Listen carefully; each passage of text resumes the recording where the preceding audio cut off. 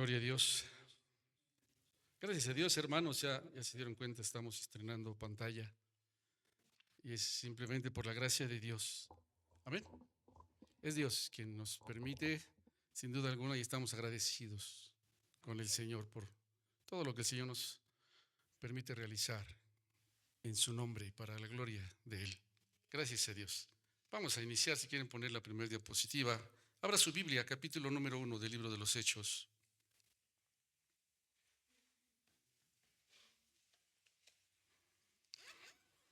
Ya la semana pasada estábamos considerando, ¿verdad?, ese momento en el que es escrito este libro de los Hechos. ¿Se acuerdan quién lo escribió, hermanos? Lucas. Una continuación prácticamente de los evangelios, ¿verdad? El tercer evangelio, que es el evangelio de Lucas, dirigido a Teófilo, a este hombre que está interesado en conocer del Señor, alguien que ha conocido, y que ese es nuestro deseo, que al conocer al Señor crezcamos más y más, lo conozcamos cada día más. Hoy tenemos todo para poder conocer al Señor. Dice, en el primer tratado, Teófilo, hablé acerca de todas las cosas que Jesús comenzó a hacer y a enseñar hasta el día en que fue recibido arriba, después de haber dado mandamientos por el Espíritu Santo a los apóstoles que había escogido, a quienes también después de haber padecido se presentó vivo con muchas pruebas indubitables, apareciéndoseles durante 40 días y hablándoles acerca del reino de Dios. 40 días en los cuales el Señor se presenta ahí con sus discípulos. Y vamos a la siguiente diapositiva.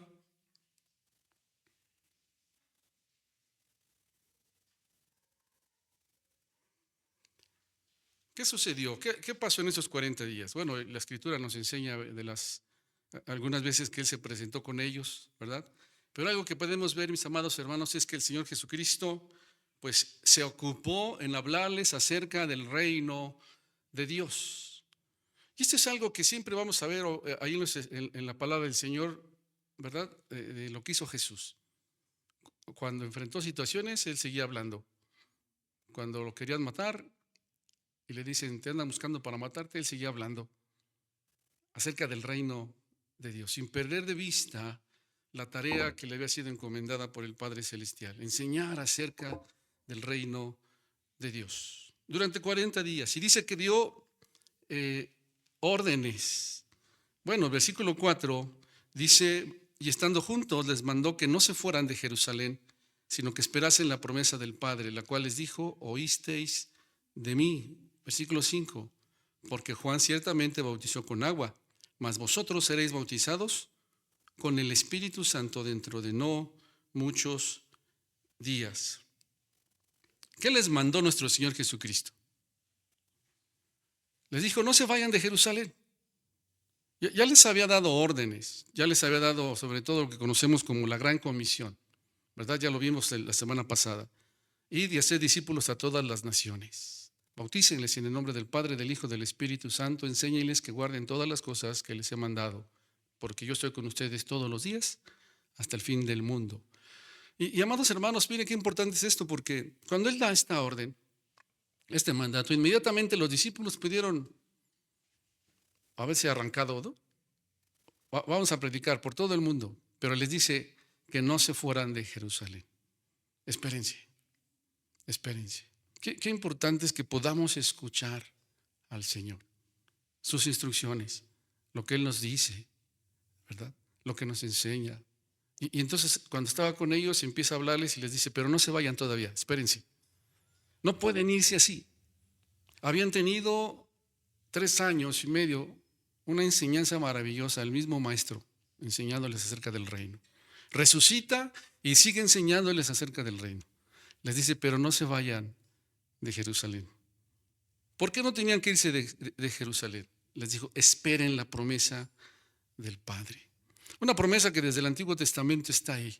Algo que está ahí en el plan de Dios para su pueblo, para su iglesia. No solamente para ellos, lo vamos a ir viendo, sino para cada uno de los que creemos en Él. ¿Qué promesa? Bueno, Juan ciertamente bautizó con agua, les dice el Señor, pero ustedes serán bautizados con el Espíritu Santo dentro de no muchos días. Y les habla que esa promesa que tenía el Padre desde el tiempo antiguo y que ellos iban a recibir, se iba a cumplir también en ellos, era el bautismo con el Espíritu Santo. Por eso el Señor Jesús dice, Juan los bautizó en agua. ¿Cuántos ya se bautizaron en agua? Levanten su mano. Si alguien no se ha bautizado con agua, pues ya no sea incrédulo. ¿verdad? Créale al Señor y bautícese. Juan los bautizó en agua y tenemos el privilegio, algunos de nosotros, de poder acompañarlos, ¿verdad? En este acto tan maravilloso y ser bautizados con agua. Pero Juan dijo algo: detrás de mí viene uno, del cual yo no soy digno de desatar la correa de su calzado encorvado. Él los va a bautizar con el Espíritu Santo y fuego. Y habla de bautizar, eso lo dice Juan, y Jesús nuestro Señor también lo dice. Serán bautizados con el Espíritu Santo dentro de no muchos días. ¿Quién los iba a bautizar? Juan dijo, Él los bautizará con el Espíritu Santo dentro de no muchos días. Y entonces vemos esto tan maravilloso: el Padre, el Hijo y el Espíritu Santo, ¿verdad? La Trinidad ahí obrando y actuando, aun cuando no encontramos la palabra Trinidad en nuestra Biblia, ahí está la Trinidad, ahí está. Y habla del bautismo con el Espíritu Santo. ¿Qué es bautizar? Pues bautizar quiere decir sumergir. Así como en agua alguien es sumergido y después emerge, ¿verdad? ¿Y cómo emerge del agua? ¿Cómo sale del agua? Emerge. ¿Qué es emerger? Dice uno. Salen mojados, dice uno, salen mojados. Bueno, hay una evidencia de esto. ¿Sabe que con este bautismo del Espíritu Santo también hay una evidencia? También la hay. Y eso es algo que vamos a ver más adelante. Pero Jesús dice, ¿verdad? Serán bautizados con el Espíritu Santo. Hay una diferencia entre el bautismo con el Espíritu Santo y el bautismo de Juan. Hay pues diferentes pensamientos en cuanto a esto. No es lo mismo estar sellado con el Espíritu Santo que ser bautizado con el Espíritu Santo. Algunos piensan que es lo mismo, pero bueno, la palabra del Señor nos enseña que no es así. No es así. Los discípulos, cuando el Señor Jesús resucita, dice la Escritura, y sopló el Espíritu Santo en ellos. Pero aquí les dice, pero van a ser bautizados con el Espíritu Santo. Y habla de dos cosas el Señor Jesús, ¿verdad? De la misma manera que el Señor Jesucristo había sido bautizado con el Espíritu Santo cuando Él inicia su ministerio, si usted lo puede recordar, ¿verdad? Después de ser bautizado, dice que el Espíritu Santo descendió en forma de paloma y se posó sobre él. Bueno, después de eso, fue llevado al desierto. Cuando pasa aquella prueba en el desierto, dice, regresó en el poder del Espíritu Santo. Así dice la palabra de Dios. Y eso es precisamente lo que el Señor Jesús está hablándoles a ellos. No se vayan de Jerusalén, porque van a ser bautizados con el Espíritu Santo dentro de no muchos días. Ellos necesitaban, para cumplir esta tarea, el Espíritu Santo. Porque es una tarea, mis amados hermanos, que no se hace, como dice Zacarías, ni con ejército ni con fuerza, sino con mi espíritu, ha dicho el Señor de los ejércitos. Y ellos necesitaban este bautismo con el Espíritu Santo. Nada más ellos lo necesitan, hermanos. Todos nosotros lo necesitamos también, ser bautizados con el Espíritu Santo, ¿verdad? Pero mire, algo estaba ahí pasando con ellos. Dice el versículo 6 y 7. Entonces los que se habían reunido le preguntaron diciendo, Señor, estoy en Hechos 1, ¿restaurarás el reino a Israel en este tiempo? Y les dijo, no les toca a ustedes saber los tiempos o las sazones que el Padre puso en su sola potestad. Dice la Escritura que les había estado hablando acerca del reino y les habla del bautismo con el Espíritu Santo, pero la mente de ellos estaba en otra cosa, ¿verdad? Estaban ellos pensando en esas ideas tradicionales, algo que guardaba el pueblo judío en su corazón. ¿Vas a restaurar el reino de Israel, Señor? ¿Lo restaurarás? Por fin los romanos serán quitados, Señor, y volveremos otra vez a no estar bajo el yugo de los romanos. Eso estaba en el corazón de ellos. Bueno, el Señor Jesucristo no les dice no, simplemente les dice, bueno, no les toca a ustedes saber los tiempos. Esto es algo que el Padre sabe cuándo lo va a hacer. Esto está en las manos del Padre Celestial. Y los regresa el Señor a lo que les está hablando. Versículo 8. Pero recibiréis poder cuando haya venido sobre vosotros el Espíritu Santo, y me seréis testigos en Jerusalén, en toda Judea, en Samaria y hasta el último de la tierra. A veces eso pasa con nosotros, mis amados hermanos.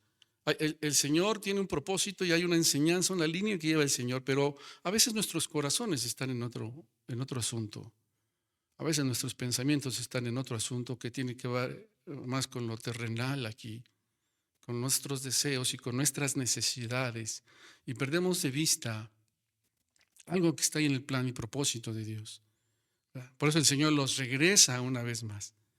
Les dijo, van a ser bautizados con el Espíritu Santo dentro de no muchos días. Y ellos se van, pero el reino de Israel será restaurado, y los regresa el Señor.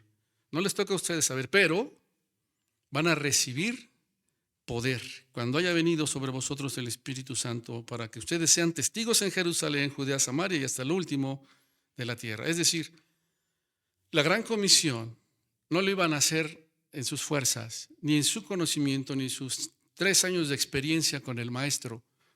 Dijo, necesitan de poder para hacerlo. Necesitan poder. Y esa palabra que ocupa ahí la Biblia, poder, mis amados hermanos, es una palabra que viene del griego, ¿verdad? Dunamis. Dunamis. Y habla de un poder dinámico que provoca acción. De ahí viene la palabra dinamita. Dunamis. Está hablando de necesitan poder. Y el Señor iba a poner el poder en ellos. El Espíritu Santo. El Espíritu Santo. ¿Quién es el Espíritu Santo? Si alguien no sabe, doctrinas básicas, puede venirse los domingos, ¿verdad? Ahí estamos viendo en doctrinas básicas acerca del Espíritu Santo. Pero habla de eso, recibirán el poder para poder desempeñar la tarea, para hacer la labor. Hay muchas cosas, mis amados hermanos, que quizá nosotros desempeñamos o realizamos en nuestras fuerzas, en nuestras capacidades, y tal vez con muy buena intención, pero necesitamos el Espíritu Santo. El Espíritu Santo, ¿verdad? Cuando ellos están metidos en otro asunto, los regresa el Señor, llevándolos a que pongan su interés en esto, en esperar la venida del Espíritu Santo. No se vayan de Jerusalén, espérense hasta que sean bautizados con el Espíritu Santo. ¿Y cómo es eso? ¿Cómo es eso? Bueno, ellos no sabían. Ellos no sabían, ni nosotros sabíamos cómo. Pero el Señor se iba a encargar de que ellos se dieran cuenta, porque iba a haber evidencia. Repito, así como aquel que se sumerge en agua y emerge mojado, ellos iban a darse cuenta, y todos los demás también, de que algo había pasado y que habían sido bautizados con el Espíritu Santo. Ahí es donde los regresa el Señor para que estén atentos a esta tarea que les ha encomendado. Es decir, el Señor les iba a capacitar para poder entender el significado de todo lo que habían estado aprendiendo, para poder compartirlo y predicarlo. Les conviene que yo me vaya, les dijo el Señor. Les conviene que me vaya. ¿Cómo, Señor, va a convenir que tú ya no estés con nosotros? Sí, porque si no me voy, no vendrá el Consolador, el Espíritu de verdad, que los va a guiar a toda verdad, que les va a recordar las cosas que yo les he hablado. Y hay tanta enseñanza ahí que el Señor les da. Necesitan al Espíritu Santo, porque si no nos movemos solamente en lo que nosotros pensamos y creemos. Pero es el Espíritu Santo quien iba a hacer esto en ellos, ¿verdad? Vamos a la siguiente imagen.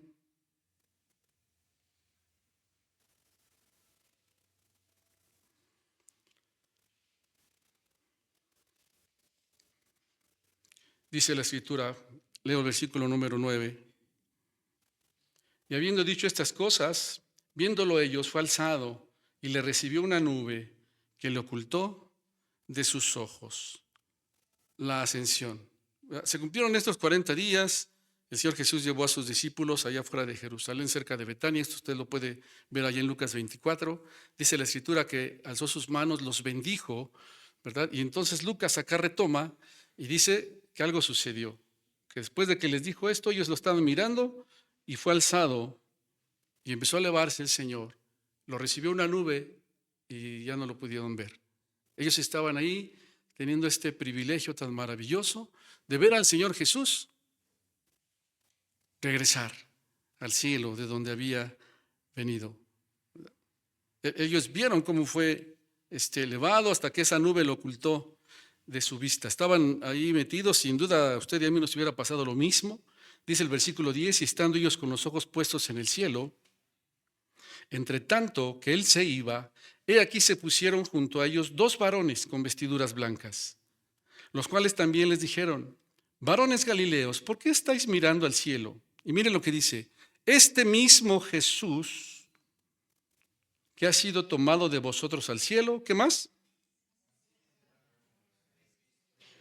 ¿Quién va a venir del cielo otra vez? Este mismo Jesús, el Jesús resucitado. Hace muchos años estaba yo recordando un canto que aprendimos con unos hermanos que venían. Ayúdenme, por favor, recuérdenme, cita Rosy. Eran de Saltillo, unos hermanos hace algunos años, jóvenes. Sí, ¿verdad? De Saltillo. Y ellos cantaban un canto que decía: Él no está en una cruz. Él no está en una cruz donde muchos lo pusieron. Él no está en una cruz donde muchos lo creen. Él no está en una cruz. ¿Qué más? Ni tampoco muerto está. Bueno, ya no me acuerdo. Tiene muchos años. Él no está en una cruz. Jesús está vivo. Y este mismo Jesús que dijo: toda potestad me es dada en el cielo y en la tierra, este mismo Jesús va a regresar. ¿Cuántos creen eso? Jesús va a volver. Él regresará. Y hermanos, esto es tan maravilloso porque ¿qué significado tuvo para ellos que nuestro Señor Jesucristo ascendiera? ¿Qué significaba para ellos? Bueno, tenemos ahí en la pantalla, ¿verdad? Dice que Él ya envía el Espíritu Santo a morar en nuestros corazones. Les conviene que me vaya. Cuando me vaya, enviaré. Hoy, cada uno de los que creemos en Él, recibimos y somos sellados con el Espíritu Santo, pero también tenemos su promesa de ser bautizados con el Espíritu Santo. En el Antiguo Testamento no era así. El Espíritu Santo venía en alguien, ¿verdad? Pero se iba. Venía y se iba. Por eso David, cuando ora, le dice: Señor, en el Salmo 51, no quites de mí tu Santo Espíritu. Pero una vez que el Señor Jesús resucita de entre los muertos y asciende, entonces envía la promesa del Espíritu Santo. Ya no va y viene. El apóstol Pablo lo dice de esta manera: ¿o ignoráis que vuestro cuerpo es el templo del Espíritu Santo? ¿Ignoraban ustedes eso? ¿Qué representaba para ellos y qué representa para nosotros hoy en día? El Espíritu Santo es una realidad. Ya no es un símbolo. ¿Recuerda un símbolo del Espíritu Santo en el Antiguo Testamento? ¿Mande? ¿Qué más? El aceite. Ya no es un símbolo, es un hecho. Es una realidad. Ya está, ¿verdad? Hay una práctica, de ungir con aceite todo, como símbolo. Ya no es un símbolo, ya es una realidad en nosotros. Lo único que vemos en la Escritura, en el Nuevo Testamento, donde ocupamos aceites para orar por los enfermos. Dice: únjanle con aceite. Pero de ahí no vemos más, porque ya es una realidad. Ya está el Espíritu Santo en nosotros y entre nosotros. Y esto es algo maravilloso, ¿verdad? Esa es una realidad. ¿Qué más, hermanos? Significa que nuestro Señor Jesucristo ya está a la diestra del Padre. Y desde ahí está intercediendo por nosotros y gobierna el universo entero. Pablo lo escribe en la carta a los Romanos y dice que ahí está a la diestra del Padre intercediendo por usted y por mí. Ahí está. ¿Se acuerdan que él dijo: he aquí, yo estoy con vosotros todos los días hasta el fin del mundo? Por eso, ¿qué más significa? Que está presente con todo su pueblo y en todas partes. Porque Él es omnipresente. ¿Está de acuerdo? Él es omnipresente. Digo, para los que dicen que Jesús no es Dios. Jesús dijo: voy a estar con ustedes todos los días hasta el fin del mundo. Pero, a ver, pero si Pedro anda por allá y Santiago está por allá y Felipe anda por allá, porque Él es omnipresente. Jesús es Dios. ¿Está con usted? Amén. ¿Estará con nuestros hermanos del otro lado del mundo? Amén. ¿Qué significa que Jesús haya ascendido? Hoy está presente con cada uno de nosotros. Significa también que hay una promesa ahí de que Él va a volver. Él regresará por su pueblo, por su iglesia. El domingo un poquito mencionábamos, pero cuando Él venga, ¿hallará fe en la tierra? Jesús viene, hermanos. Viene y viene por su iglesia. Viene por nosotros los que hemos creído en Él, que le hemos entregado nuestra vida a Él. No viene por todos. No viene por la gente buena. No viene por la gente que practica una religión. Viene por aquellos que le han entregado su vida. Se arrepintieron de sus pecados y lo tienen como Rey, Señor y Salvador. Él viene. No viene ningún otro personaje en el cielo, por muy importante que sea para nosotros. Este mismo Jesús va a regresar. Eso representaba para ellos. Y había una esperanza en el corazón de ellos. Veremos a Jesús otra vez. Y es la misma esperanza que tenemos nosotros. Veremos a nuestro Señor Jesucristo. Y yo creo que muy pronto. Ya cuando veo todo lo que sucede a nuestro alrededor, aquí en nuestro querido México, ¿verdad? México lindo y querido. Digo, Señor, ya viene el Señor. Amén. ¿A cuántos les hubiera gustado conocer al Señor Jesús aquí en la tierra? Dice la palabra del Señor, pues si lo conocimos ya no lo conocemos como antes. Ya no lo conoceremos así. Veremos al Jesús vivo, todopoderoso, viniendo con poder y con gran gloria. Lo conoceremos y estaremos ahí en su presencia por la eternidad. Si usted le ha entregado su vida, si usted no le ha entregado su vida, usted no lo podrá ver así. Lo va a ver de otra manera. No se lo recomiendo. Mejor entréguele su vida a Jesús, porque Él viene otra vez. ¿Verdad? Vamos a la siguiente diapositiva.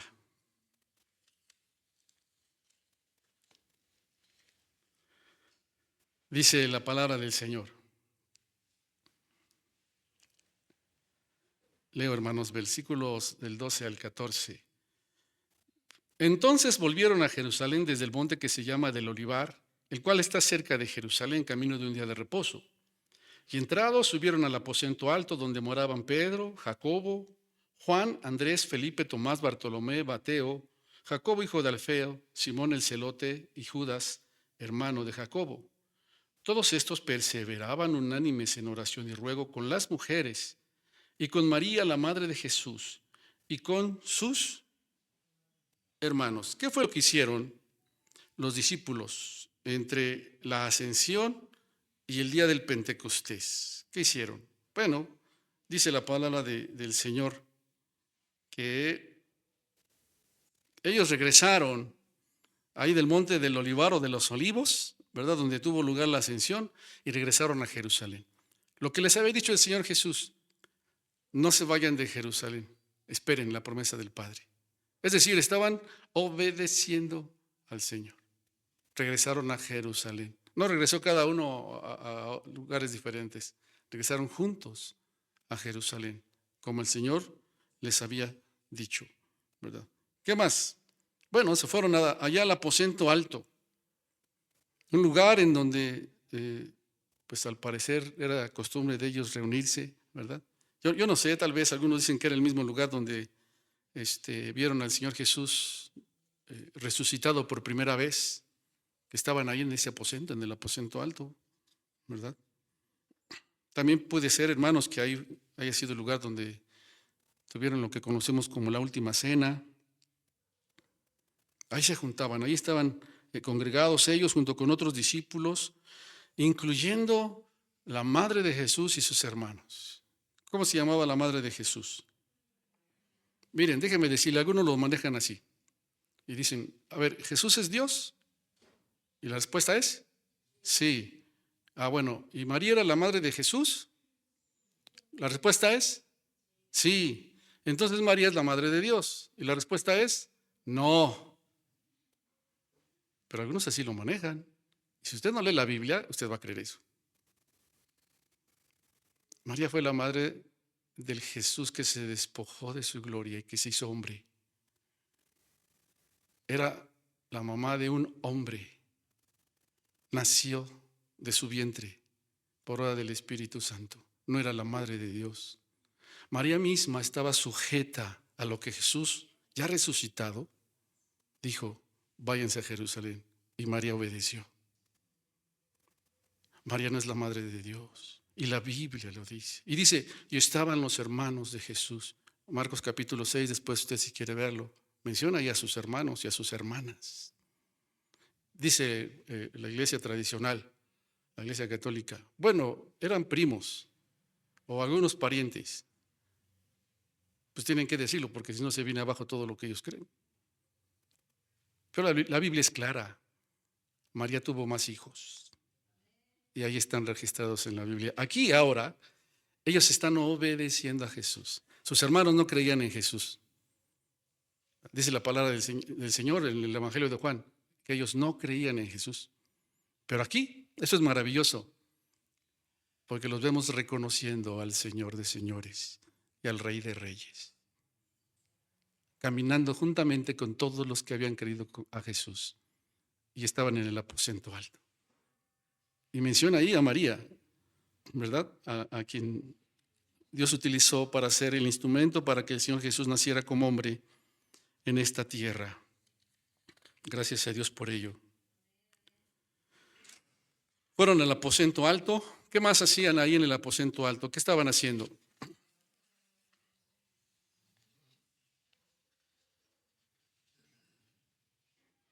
Les había dicho que esperaran, ¿verdad? Allí en Jerusalén hasta que les enviara el Espíritu Santo.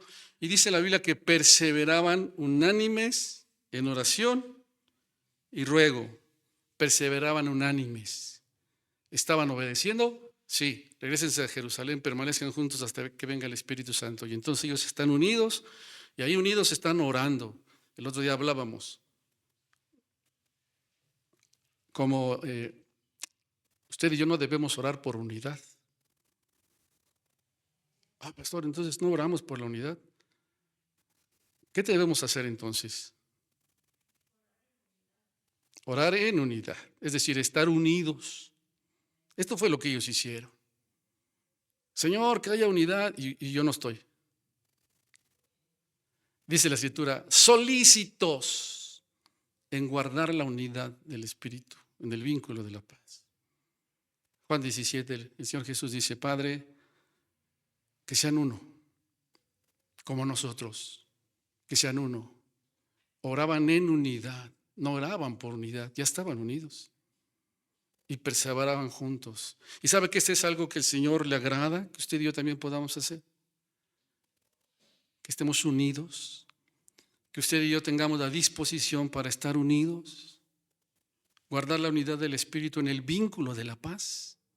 Ellos perseveraban unánimes en oración, en comunión delante de Dios. ¿Por qué, hermanos? Bueno, de esta manera, a través de la oración, ellos mantenían la comunión con su Señor. Sigue la vida al cielo, pero ellos estaban en comunión constante con el Señor, en espera del cumplimiento, ¿verdad? Hermano, usted y yo necesitamos tener la solicitud para estar unidos. Ay, es que lo que me hicieron,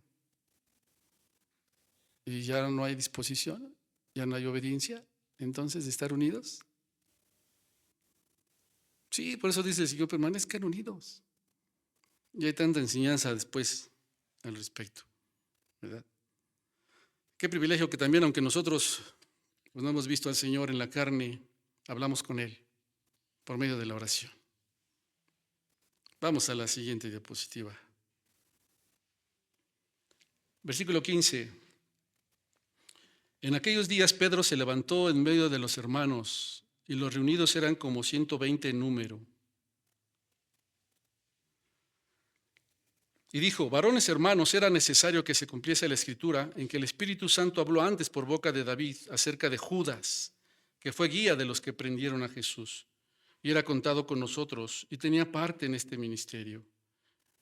Este pues, con el salario de su iniquidad, adquirió un campo, y cayendo de cabeza se reventó por la mitad, y todas sus entrañas se derramaron. Después puede ir a usted a Mateo 27 y ver ahí más.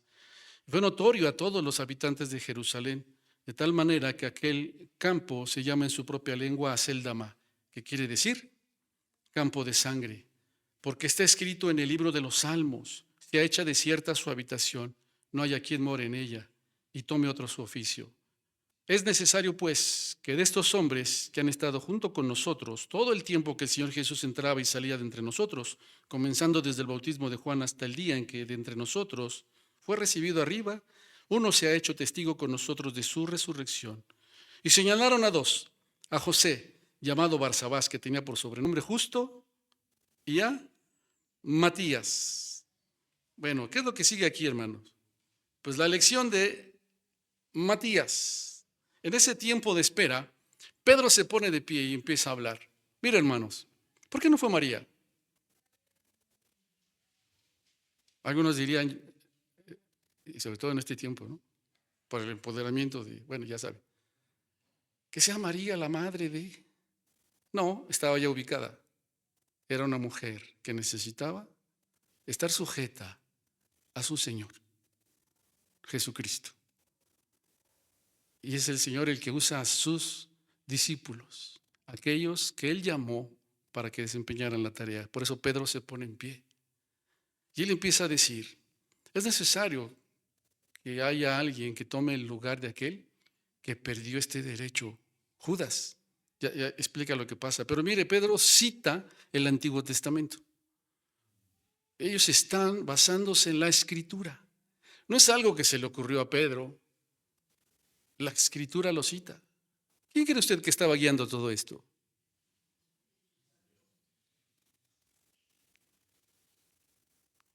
Y es entonces que es Pedro el que se levanta y dice, es necesario que empecemos a tomar cartas en el asunto.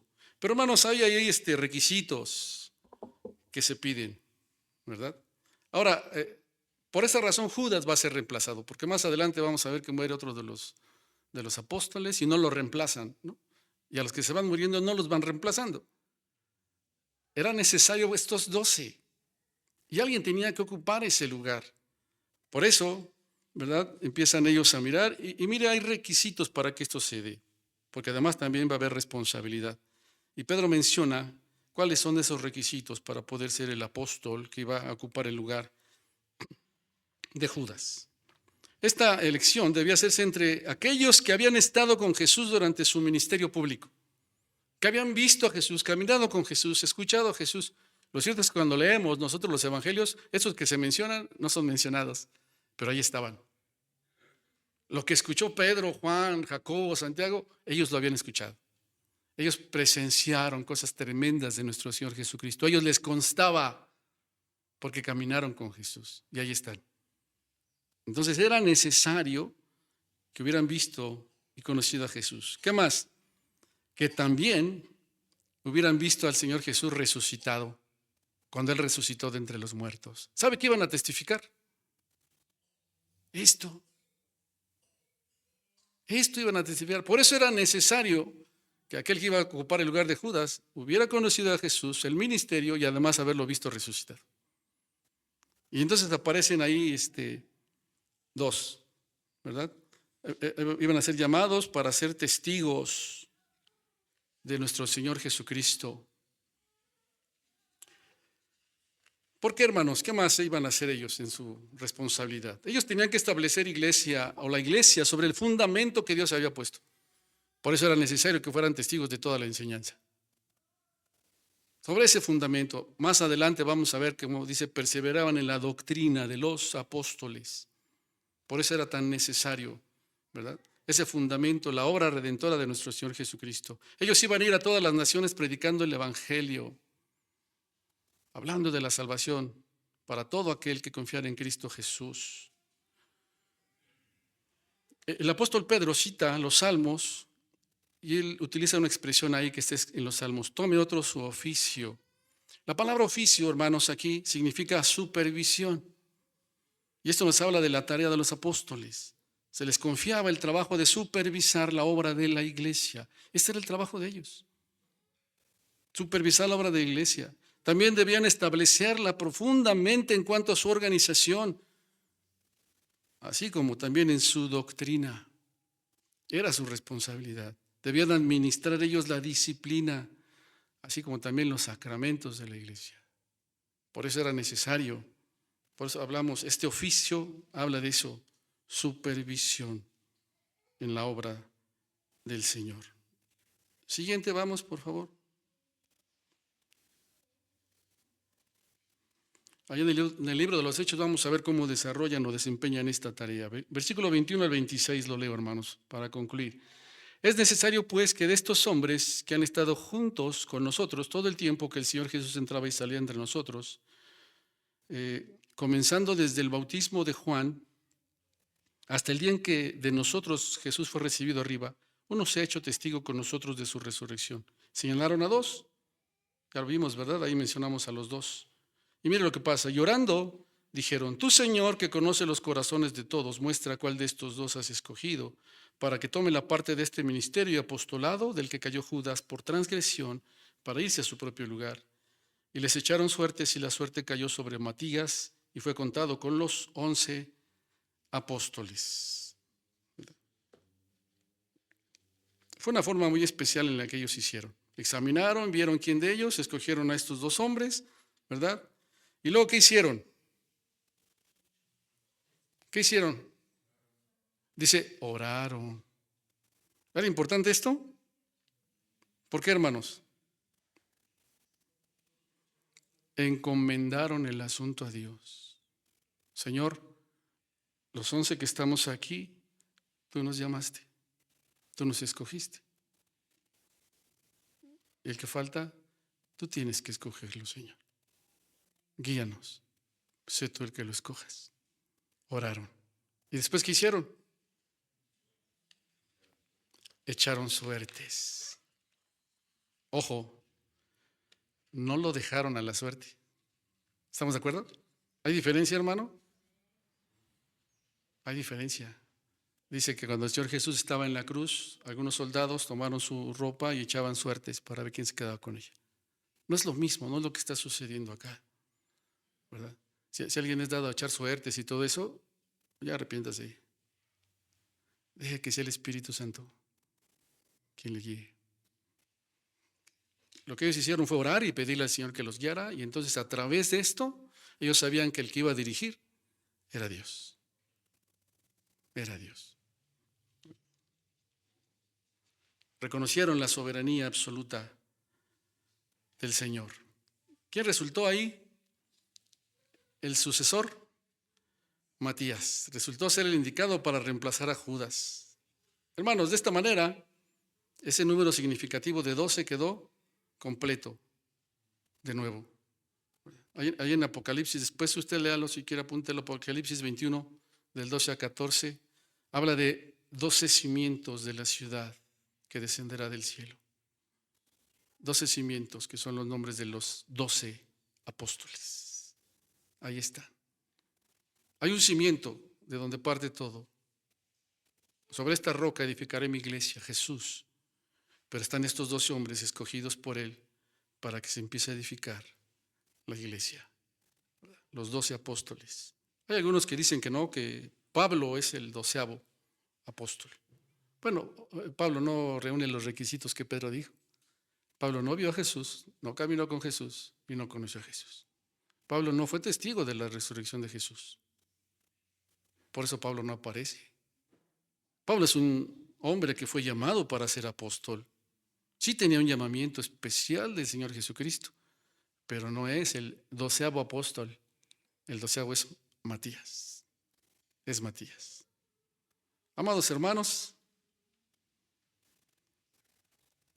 gracias a Dios, y si el Señor nos permite, la próxima semana entraremos al cumplimiento de esta promesa en el día del Pentecostés. Pero ya está, ¿qué hicieron? Jesús caminó 40 días, ya vimos que sucedieron esos 40 días. ¿Qué hicieron ellos después? También ya lo vimos. Y aquí entonces vamos a empezar a ver, a partir del capítulo 2, a estos hombres en acción.